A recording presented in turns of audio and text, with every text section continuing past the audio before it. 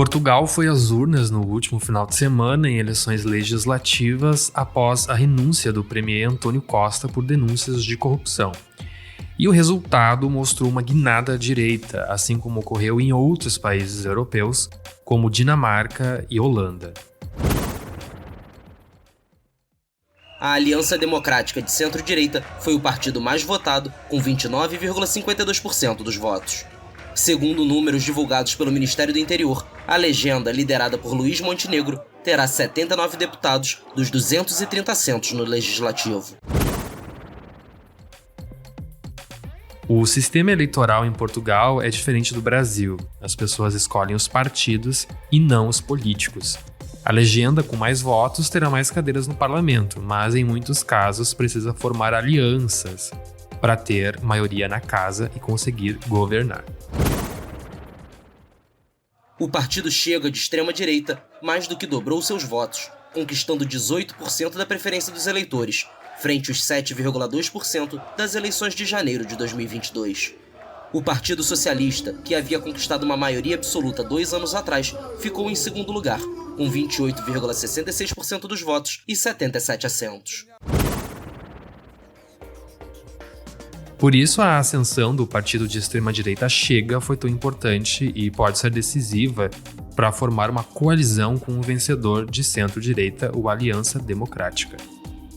O Direto ao Ponto desta vez procura entender como fica a governabilidade em Portugal daqui para frente e que fatores explicam a força da direita no país. O entrevistado é o professor de Relações Internacionais da Uniriter, João Gabriel Burman. Eu sou o Lucas Eliel e sejam bem-vindos a mais um episódio.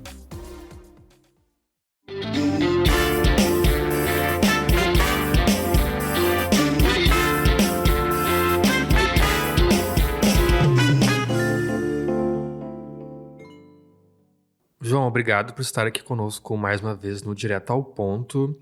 O quão surpreendente foi o resultado da eleição em Portugal? Bom, muito bom dia, Lucas, e todos os ouvintes do Direto ao Ponto, do Correio do Povo. Um prazer estar falando de novo com vocês. Pois é, as eleições em Portugal foram um tanto quanto surpreendentes, né? Aconteceram aí neste final de semana, domingo. Primeiro é importante lembrar que foram eleições abruptas, né? Não foram eleições regulares, como estão previstas no calendário tradicional, mas foram eleições antecipadas, e o resultado foi inesperado, porque já se esperava uma eventual derrota do Partido Socialista, que governava até então, mas com certeza não se esperava um crescimento tão grande do Chega, né? O partido mais à direita, talvez, do sistema político português atualmente, que, enfim, alguns autores vão destacar, vão definir ele como populista, outros vão dizer como direita radical ou extrema-direita, mas, enfim, o que é claro é que é o partido que atualmente se posiciona mais à direita dentro do espectro político português. Então, o resultado foi um pouco surpreendente, porque coloca o país agora em uma situação um tanto quanto difícil para um sistema político parlamentar, né, que é a presença de 3 grandes forças políticas, o que acaba sendo bastante complexo de se formar um governo, né, que no caso precisa de se ter uma maioria para poder eleger um primeiro-ministro.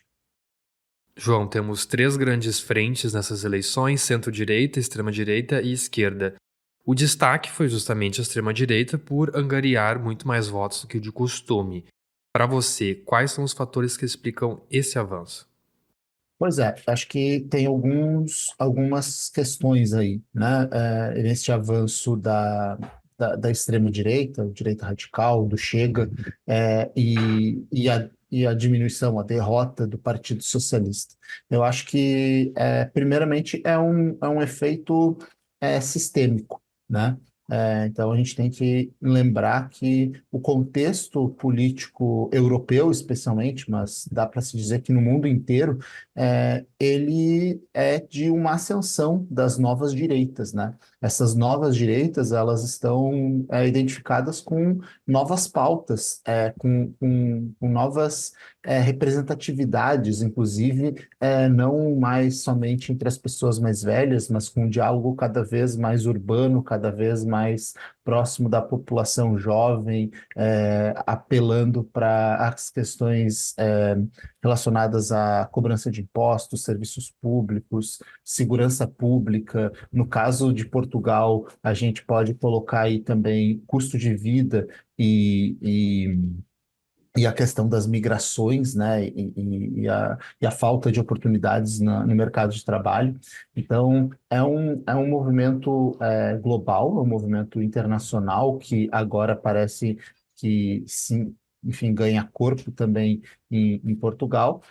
Em segundo lugar, também é o sinal de desgaste de quase 9 anos de poder de um único grupo político, né, ou de uma tendência política majoritária em Portugal, que era o Partido Socialista, né, que foi o partido derrotado aí nas eleições. Então, eles estavam no poder basicamente desde 2015, 2016, primeiramente com uma aliança bastante irregular, né, chamada inclusive de geringonça, né, foi apelidada em Portugal como a geringonça portuguesa, porque não era necessariamente uma coalizão, como é comum nos sistemas parlamentares, mas era uma aliança pragmática em que o Partido Socialista governava com o apoio de votos da esquerda em algumas pautas-chave, e depois, nas últimas eleições acontecidas em 2022, né, aí sim, o Partido Socialista, capitaneado pelo Antônio Costa, ele governou com maioria total na Assembleia, que tem 230 assentos e precisava de 116, né, para a maioria. O Partido Socialista havia obtido 120 nas últimas eleições, né? Então, é, é sinal assim desse cansaço, desse desgaste, que é um pouco natural em quase todo sistema democrático, que afinal de contas começa a se é, atrelar toda e qualquer situação econômica, política, social do país ao partido que está no governo, né? Então eu acho que o que nos faz assim questionar, talvez, é como a direita tradicional, né, a centro-direita, a direita mais conservadora, lá no caso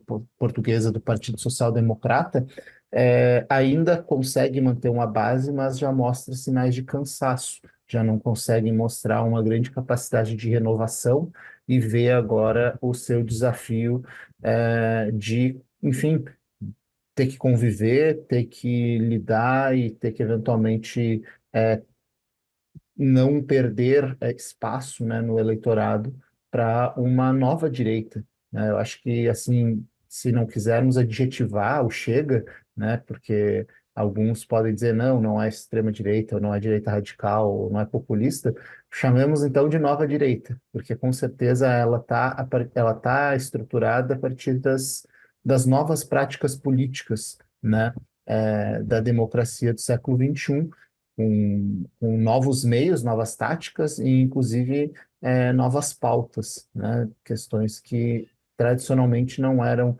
presentes entre os conservadores, entre os liberais econômicos portugueses. Apesar da diferença tangencial entre nós e a AD, e sem desrespeitar os votos e os eleitores dos círculos eleitorais das nossas comunidades, tudo indica que o resultado não permitirá ao PS ser o partido mais votado. Quero, por isso, dar os parabéns e felicitar a AD pela vitória nestas eleições.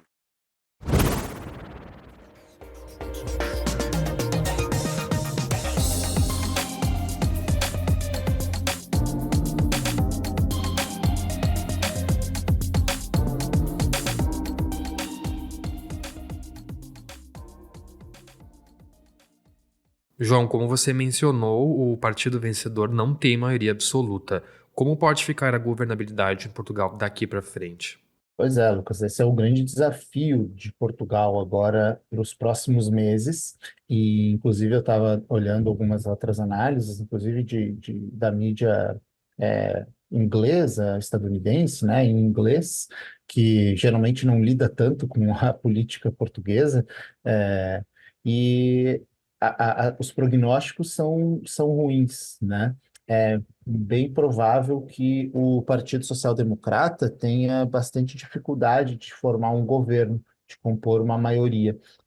Só para esclarecer, né, passar os resultados, o Partido Social Democrata, então, ficou com 79 assentos, o Partido Socialista ficou com 77, mas, então, vão dizer, bom, mas espera aí, então foi só uma pequena vitória, né? Mas se nós formos ver, o Partido Social Democrata ganhou dois e o Partido Socialista perdeu 43, né? Então é justamente essa perda de 43 assentos que caracteriza, configura essa derrota, né, da situação. E o Chega, o partido então dessa nova direita, dessa direita radical, ficou com 48 assentos e 36 a mais, né? Ou seja, quadruplicou o seu tamanho dentro do parlamento. Mas se nós formos pegar e considerar que é necessário 116 assentos para formar a maioria, nenhum deles conseguiria, né? Nenhum deles consegue formar essa maioria.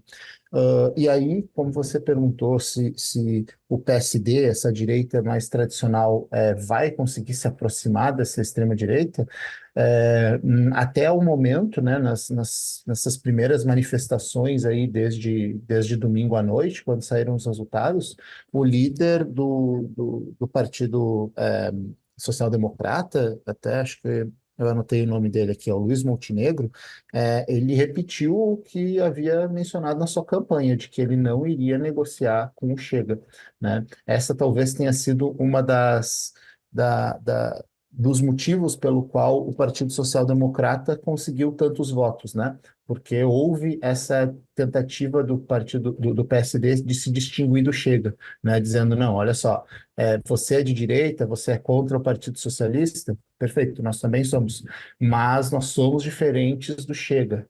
Vote na gente que eu me comprometo a não me aproximar daquilo, né? Ou seja, ele estabeleceu um limite para o eleitor dele e fazer essa aproximação agora, pelo menos num primeiro momento, a não ser que seja muito necessário, é, obviamente vai significar o fim do Partido Socialista Democrata, do Partido Social Democrata, né, para uma eventual segunda eleição.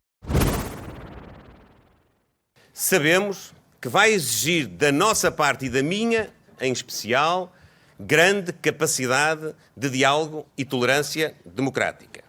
Mas, em respeito pela vontade livre do povo português, nós temos de dar ao país novas políticas e cumprir o programa, a base do programa que foi hoje sufragado. Mas o Partido Socialista, o PS, já disse que vai agir na oposição, que não vai tentar formar governo. Isso também é outra coisa diferente, né? Nós aqui brasileiros, acostumados com um sistema presidencialista, não tem muito essas dúvidas, né? Ou seja, venceu o candidato a presidente que vence leva, né? Num sistema parlamentar, o partido que vence não necessariamente leva. Agora, o presidente de Portugal ele deve convidar o vencedor, né, no caso o Montenegro, ou, na verdade, até é interessante, o presidente tem autonomia para convidar qualquer um dos líderes do partido a formar um governo. Se ele interpretar que não é possível, não é viável que o Partido Social Democrata forme um governo, ele pode convidar, inclusive, o Partido Socialista, que tem apenas dois assentos a menos, né, para formar um governo. Mas, muito provavelmente, ele vai convidar, então, o Montenegro, do Partido Social Democrata, a formar um governo e vai vir justamente agora as negociações com todos os outros partidos menores, né, para que se tente formar aí, se compor uma maioria que consiga pelo menos 116 assentos para que se possa formar um governo e que não tenha que se repetir essas eleições, né? Essa é outra questão muito comum em sistemas parlamentares, é a repetição de eleições, o que obviamente leva a um grande desgaste dentro da população, que vai ter que continuar indo o tempo todo às urnas, inclusive leva a uma incerteza, instabilidade, né, no governo do país, porque fica meses apenas em torno de uma campanha política e não em torno de governar mesmo, de propor reformas políticas, enfim, investimentos e tudo mais.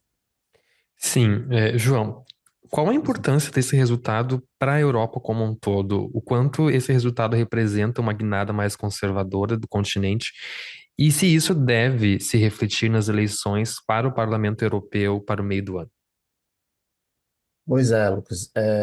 Essa questão da representatividade do símbolo, né, do Chega em Portugal é bem importante para o cenário europeu como um todo.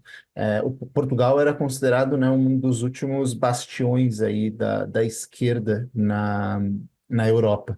É importante a gente lembrar que, ainda que o governo, por exemplo, francês, o governo alemão, né, a gente não possa dizer que eles são governos ali de direita, eles são governos de centro que se aproximam muito mais de uma centro-direita do que governos de esquerda.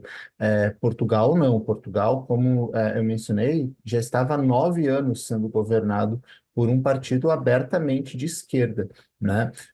Inclusive com uma geringonça, né? Com aquela aliança que incluía até mesmo o Partido Comunista Português, né, durante um tempo, dentro do governo. Então, era um cenário bem atípico para um período em que a gente teve, por exemplo, para ficar na Europa, o movimento do Brexit, né, a ascensão de partidos de extrema direita, inclusive de orientação neonazista, né, na Alemanha, como o AfD, né, que é o Alternativa para a Alemanha. Nós tivemos o Partido Neofranquista na Espanha também crescendo bastante, ainda que a Espanha tenha continuado com um governo também de centro-esquerda, né, dos Pedro Sánchez. Então, Portugal era considerado esse último bastião, assim, um lugar onde ainda havia um controle, havia uma tentativa de frear esse avanço dessa direita mais populista. E, de novo, né, não é tanto aqui um julgamento com relação aos ideais, mas com relação até mesmo aos métodos e às táticas de se fazer política, né, que são inovadoras, que são mais modernas e que até por isso talvez consigam conquistar mais público. Ainda que a gente não pode esquecer, e não pode, né, negar isso, frequentemente vão apelar para desinformação, manipulação do debate público, o flerte com fake news, né, nas redes sociais, e vão sim instrumentalizar esses espaços para conseguir crescer o seu eleitorado. Então, isso também não podemos assim ser ingênuos com relação a isso, né? E agora, com esse grande crescimento do Chega, e essa aproximação da máquina pública, né, é muito provável que eles consigam se utilizar desse espaço como uma plataforma para se fortalecer, sim, nas campanhas, das eleições do Parlamento Europeu. Mas sabemos que a história já fez a sua escolha. O Chega ultrapassou historicamente 1 milhão de votos em Portugal. Até a presença do Chega no Parlamento Europeu já era até um pouco mais é, representativo, né? Já era mais expressivo do que dentro do Parlamento português, né? No geral, a direita no Parlamento Europeu ela é muito bem organizada, ela é muito bem articulada, inclusive transnacionalmente, né? Entre os países. Importante lembrar que o Parlamento Europeu é, os deputados europeus eles não representam somente os eleitores do seu país, né? Mas eles representam os ideais ou uma orientação política do bloco inteiro. Então, não existe aí impeditivos, né, de se aproximar, por exemplo, um eurodeputado português se aproximar mais de um eleitorado de outro país. É óbvio que ele vai procurar sempre se aproximar do seu eleitorado, porque ele tem também pretensões políticas internas, né? Mas a direita se articula muito bem no Parlamento Europeu, mesmo que por várias vezes ela seja, como os analistas chamam, eurocéticas, né? Ou seja, eles criticam a existência daquele espaço, ocupando aquele espaço, se aproveitando dos orçamentos de bancada, se aproveitando de toda a projeção política que aquele cargo dá para eles, né? Mas eles estão ali, eles criticam, mas estão ocupando. Isso é um problema.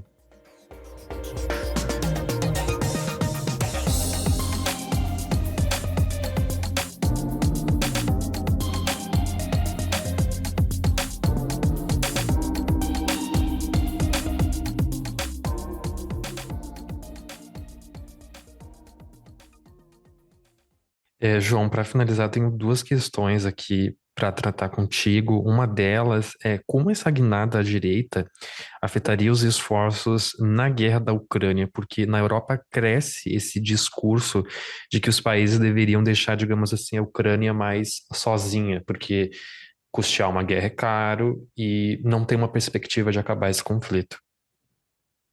Pois é, acho que com essa questão da Ucrânia, a gente tem uma grande dúvida que é se o Partido Social Democrata vai conseguir formar o seu governo, né? No geral, o Partido Social Democrata ele tende a ser um pouco mais, essa centro-direita tradicional, né, portuguesa, ela tende a ser mais alinhada, né, às ideias da OTAN e não vai, provavelmente não vai contestar tanto esse apoio que Portugal tem dado à guerra. É um apoio, obviamente, limitado, pequeno, né? Especialmente se a gente for comparar com os demais países da OTAN, no continente europeu, como França, como Alemanha, e até mesmo não existe tanta cobrança de que Portugal se comprometa mais, né? Mas é um apoio que, se nós formos pegar a capacidade portuguesa, né, em termos absolutos, é grande. Portugal já mandou bastante material bélico para a Ucrânia. Mas eu acho que essa continuidade e um maior compromisso vai depender se essa direita tradicional, o centro-direita, vai conseguir formar governo. Se nós formos se houver, né, eventualmente aí a inclusão do Chega, do partido de direita radical, nova direita, no governo, aí eu acredito que esse apoio ele vai ser um tanto quanto enfraquecido. Ou então, o governo português pode solicitar, exigir muito mais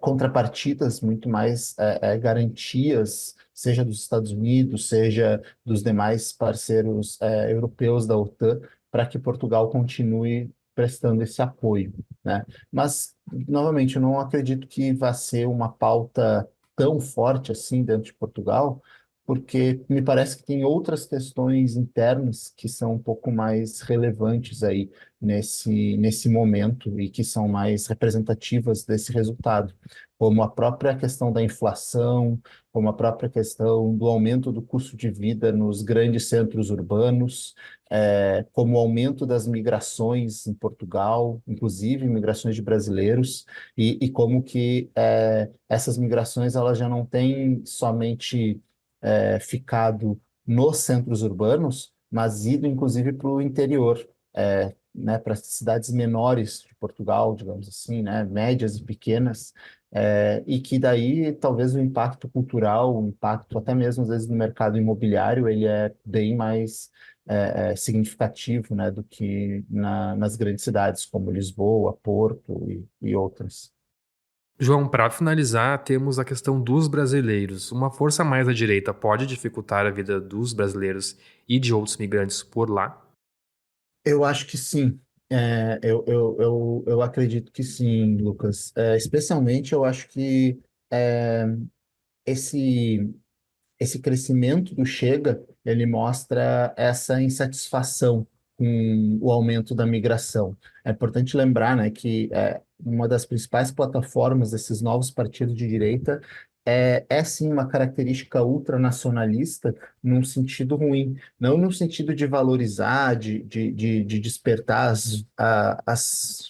as forças, né, e os pontos positivos no país, mas de se opor aos outros países, criando barreiras, criando uma narrativa de discriminação e muitas vezes de xenofobia. Mesmo essa narrativa de crítica ao estrangeiro, o estrangeiro que vem aqui para pegar o nosso emprego, o estrangeiro que vem aqui para, por exemplo, no caso de Portugal, é muito curioso, né?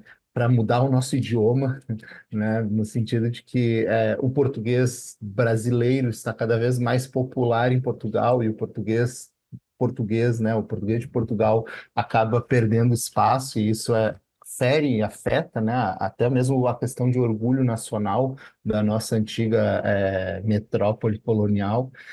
Então, o Chega instrumentaliza isso, ele usa isso a seu favor. Ainda que aconteçam alguns casos que a gente pode dizer, pelo menos irônicos, né? Que são brasileiros, desculpa, que também se identificam com a direita aqui no Brasil, apoiando o Chega lá. Inclusive, teve um candidato eleito que é brasileiro, se eu não me engano, naturalizado português. Até eu vi que ontem ele estava dando uma entrevista no UOL e gerou um tanto de polêmica pela narrativa um pouco revisionista histórica assim que ele adotou. Então, sim, tem esses casos meio curiosos, né, de que eles no geral vão se opor à presença de brasileiros, ou eles vão crescer no eleitorado a partir dessa oposição ao estrangeiro. E aí eu acho que o brasileiro até não é a grande ameaça, né? Mas eles geralmente focam mais na presença de pessoas vindas do continente africano, vindas do Oriente Médio, enfim, por questões raciais, até pela questão religiosa que remete à história de Portugal e a presença dos muçulmanos lá, mas deve sim ter algumas dificuldades, porque mesmo que eles não componham um governo, apenas pela grande presença desses parlamentares agora na política institucional, a gente já vai ver muito mais discursos, muito mais projetos de lei, muito mais debates, muito mais vozes, né, fazendo a crítica a essa questão dos migrantes, ou impondo diversas dificuldades, né, à presença de pessoas estrangeiras em Portugal. Ainda que Portugal esteja com uma população cada vez mais diminuta, né? Enfim, é uma população que está envelhecendo, que está diminuindo. Os jovens portugueses, no geral, não querem ficar em Portugal, eles vão para outros países em busca de outras oportunidades. E, nesse sentido, a presença lá de imigrantes é extremamente importante para a economia portuguesa, né? Então, mas gera, assim, esses choques de realidade e esses efeitos em termos políticos de medo, né, do estrangeiro, medo de quem vem de fora. Com certeza, João. Quero te agradecer por dispor do teu tempo e esclarecer todos esses pontos aqui conosco. Eu agradeço pelo convite do Direto ao Ponto e agradeço a atenção também de todos os ouvintes do Correio do Povo e fico à disposição para quando puder auxiliar novamente. Muito obrigado. Obrigado.